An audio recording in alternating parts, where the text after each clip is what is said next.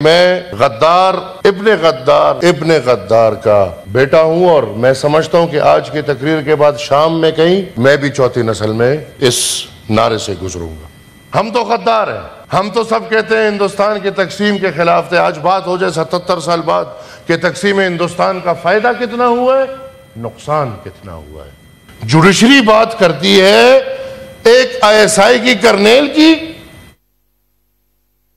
ہمیں 1000 دفعہ غدار بولا جائے ہمیں تکلیف کبھی نہیں ہوگی۔ پرکسی کو پرکسی بولیں گے تو تکلیف ہوگی۔ جس دن آپ کے بانی، آپ کے ملک کو بنانے والے نے جس دن فوج کے سامنے، فوج کے ایک تقریب سے یہ بات کی کہ یہ ملک اس لیے نہیں بنا کہ آپ اس پہ حکمرانی کریں۔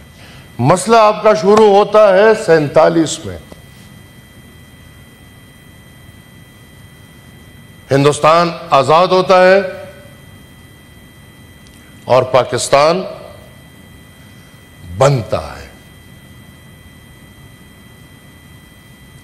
میری بات سے اگر کسی کو تکلیف ہو، میں واضح کر دوں کہ میں اس وطن میں، اس ملک میں غدار ابن غدار کا بیٹا ہوں اور میں سمجھتا ہوں کہ آج کی تقریر کے بعد شام میں کہیں میں بھی چوتھی نسل میں اس نعرے سے گزروں گا۔ تاریخ حقیقت ہوتی ہے اور تاریخ سے آنکھیں پھیرنا، حقیقت سے آنکھیں پھیرنا آپ کو کبھی بھی مستقبل میں صحیح راستے پہ نہیں لے کر جا سکتا۔ یہ بہت بڑی بحث ہے اور اس بحث کے لیے میں تیار ہوں، کیونکہ نیشنل اسمبلی کے باہر ایک دفعہ اجلاس بلایا گیا تھا اور جناب خان عبدالولی خان مرحوم گاڑی کی ڈگی کتابوں سے بھر کے لائے تھے، اس لیے لائے تھے کہ آئے آج بات کرتے ہیں کہ پاکستان بنا تھا، کہ پاکستان آزاد ہوا تھا۔ جب آپ 47 میں آزاد نہیں ہوئے، آج آپ آزادی کا رونا رو رہے ہیں؟ کیا ایمان کی بات کریں سب لوگ، یہ جناب پاکستان کا قائد اعظم محمد علی جناح صاحب کتنی قدر کرتے ہیں؟ کیا پاکستانی قدر کرتے ہیں ان کی کہ نہیں کرتے؟ تو مجھے تو یہ تصویر بھی قید لگ رہی ہے۔ یہ تصویر اس دن قید ہو گئی جس دن جناب محمد علی جناح صاحب نے رول آف لا کی بات کی، جس دن آپ کے بانی، آپ کے ملک کو بنانے والے نے جس دن فوج کے سامنے، فوج کے ایک تقریب سے یہ بات کی کہ یہ ملک اس لیے نہیں بنا کہ آپ اس پہ حکمرانی کریں، یہ ملک اس لیے نہیں بنا کہ یہاں پہ عوام غلام ہو، بندوق والے کے پاس طاقت ہو، بلکہ آپ محافظ ہیں۔ یہ جو باتیں آج ہم کر رہے ہیں یہ جناب قائد اعظم محمد علی جناح صاحب کو کرنی پڑی۔ آج تک آپ یہ ملک، یہ وطن، یہ پاکستان کے شہری اس اپنے قائد کو رہا نہ کر سکے۔ آپ کو پتہ ہے پاکستان میں جو پھر قید ہوئے ہیں تو ان پہ ایک ایسی قید لگا ہے کہ آپ پاکستان میں جناب محمد علی جناح صاحب پہ ریسرچ نہیں کر سکتے۔ تو آئے آزادی کی بات ہو رہی ہے، ہم تو غدار ہیں، ہم تو سب کہتے ہیں ہندوستان کی تقسیم کے خلاف تھے. آج بات ہو جائے 77 سال بعد کہ تقسیم ہندوستان کا فائدہ کتنا ہوا ہے, نقصان کتنا ہوا ہے.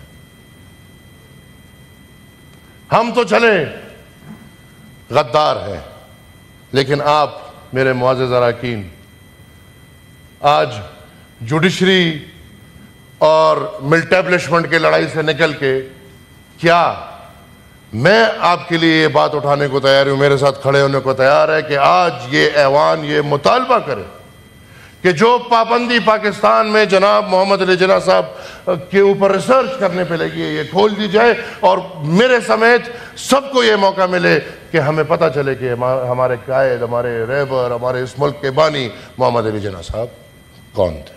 بدقسمتی سے یہاں پہ کھیل بینیفیشریز کا اور افیکٹیز کا چلتا آ رہا ہے. کل کا بینیفیشری آج کا افیکٹی ہوتا ہے, کل کا افیکٹی آج کا بینیفیشری ہوتا ہے. جب وہ بینیفیشری ہوتے ہیں ان کو سب قابل قبول ہے, پھر ملک کے ساتھ جو ہو خیر ہے. ہم نے مسنگ پرسن کی بات نہیں کرنی, یہ ابھی بدقسمتی سے قصہ مسنگ پرسن سے شروع ہوا, لڑائی میں آخر میں سینٹ اور یا پارلیمان اور عدالت کو آمنے سامنے ہونا پڑا. 12 اگست 1948 ٹھیک پاکستان بننے کے 1 سال بعد, جیسے میں نے آپ کو ذکر کیا کہ خدائی خدمتگاروں کی حکومت ختم کر کے ان کو جیلوں میں ڈال دیا گیا, اس بیچ باچا خان اور قائد اعظم کا رابطہ ہوا, اور قائد اعظم نے یہ فیصلہ کیا کہ میں باچا خان کے پاس آؤں گا, خدائی خدمتگار مرکز ہمارا سردریاب. لیکن کریکٹرز تھے, وہ باچا خان جو پارلیمان میں آ کے وہ لاز لیتے کہ میں تقسیم ہند کے خلاف تھا, لیکن آج جب پاکستان بن گیا, پاکستان ایک حقیقت ہے, تو آئیں اس پاکستان کو بناتے ہیں. اور وہ انہوں نے اپنی ساری سروسز, خدائی خدمتگاری کی جتنی بھی سروسز تھیں, وہ پاکستان بنانے کے لیے محمد علی جناح صاحب کے سپرد کی. این اس وقت جب محمد علی جناح صاحب سردریاب آ رہے تھے تو قیوم خان نے کہا کہ آپ کو مار دیں گے. خدائی خدمتگار اکٹھے ہوئے ہیں, وہ آپ کو مار دیں گے. خدائی خدمتگار پشاور سے سردریاب تک تیاری میں پکڑے ہوئے تھے کہ مہمان آ رہے اور آج ہم ایک نئے موڑ پہ جائیں گے. مہمان نہیں آیا, مایوسی ہوئی, سٹرائک میں بدل گیا, سب کو پکڑ لیا. 12 اگست 1948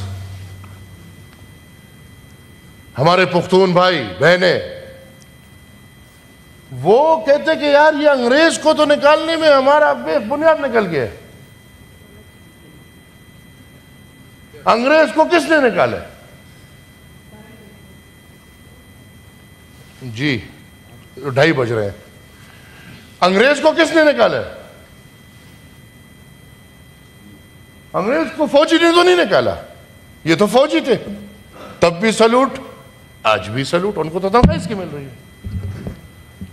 انگریز کو تو نکالا قوم نے.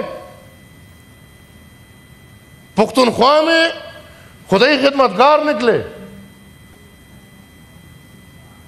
ان کو ہم نے نکالا, ملک کو آزاد کیا. اس آزادی میں بھی ہمارا نقصان ہوا. ملک بنا, آزاد تو نہیں ہوا. جب ملک بن گیا پھر بھی نقصان.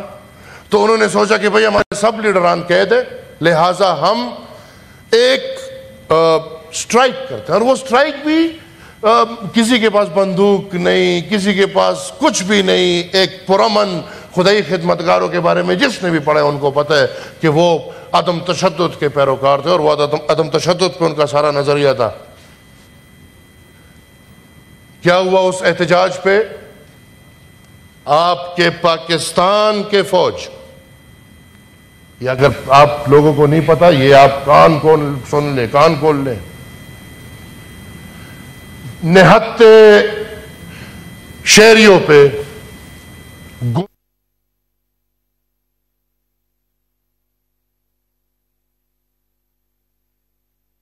ہمارے چارسدہ کے عورتیں بچے گھروں سے نکل آئے کہ خدا کا خوف کریں،